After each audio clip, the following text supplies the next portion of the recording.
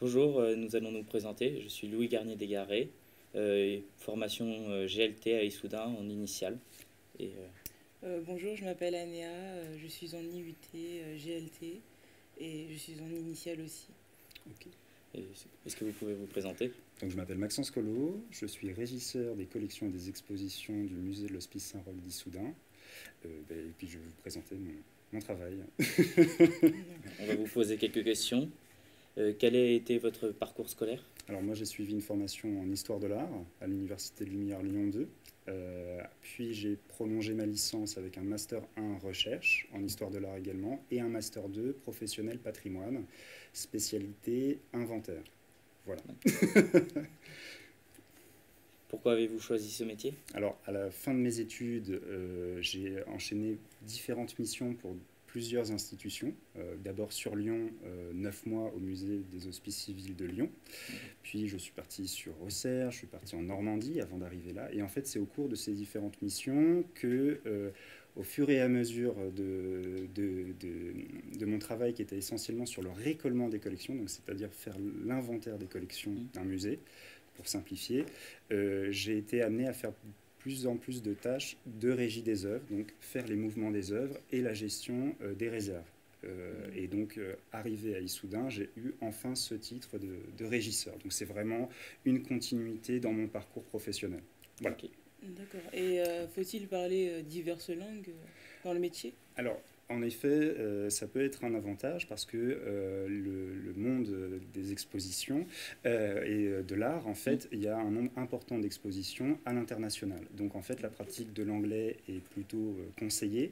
Après, lorsque vous travaillez dans le nord de la France, on vous demandera forcément la pratique de l'allemand, par exemple, avec les frontaliers.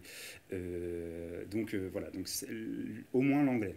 Par exemple, pour information, nous avons fait partir 150 œuvres en Allemagne cet été, et donc c'était des transporteurs allemands, donc nous avons dû parler anglais pour pouvoir se comprendre. Quelles sont vos principales missions dans...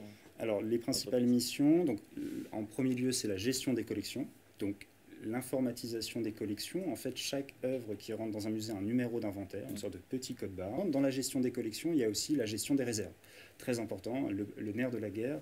Les réserves, c'est ce qui regroupe le principal des collections d'un musée. Donc j'assure tous les mouvements en interne et en externe. Donc interne propre au musée, réserve musée ou déplacement directement d'une vitrine à l'autre. Et externe, c'est tout ce qui est pour les expositions temporaires. Voilà. J'ai la gestion des plannings aussi.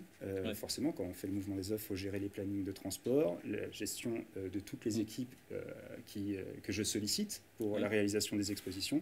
Et il y a un autre point très important, et qui est le prisme vraiment très important de mon travail, c'est la conservation préventive. Je veille à ce que les œuvres ne soient pas dégradées dans les manipulations, dans leur sécurité, dans les mouvements des œuvres et dans les réserves. Donc contrôle des températures, hygrométrie en permanence pour faire en sorte que les œuvres ne s'altèrent jamais. Voilà.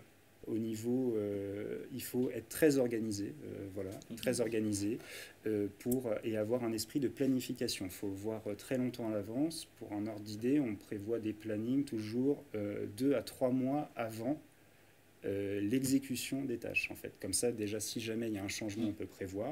Mais voilà, la contrainte, c'est aussi le nombre. Par exemple, quand on fait partir 150 œuvres, il faut tout vérifier. Tout vérifier, il faut bien tout localiser. Un travail minutieux. Voilà. Est-ce qu'on peut travailler dans d'autres entreprises comme les maisons de vente aux enchères? Alors, en effet, il y a une grosse part de logistique.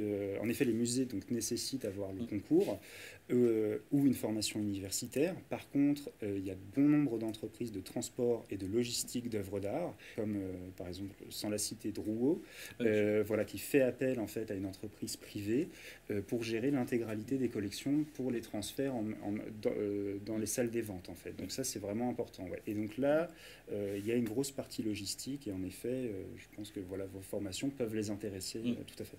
Voilà, c'est parfait.